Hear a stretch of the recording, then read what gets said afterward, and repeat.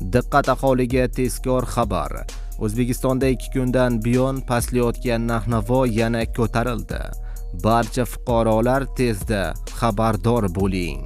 Assalomu alaykum, hurmatli tomoshabinlar. Tezkor yangiliklardan, birinchilardan bo'lib xabardor bo'lishni istasangiz, videorolik ostiga like tugmachasini bosib, kanalimizga obuna bo'lishni unutmang. Like bosganlar video oxirida 15 ming so'm egasi bo'lasiz.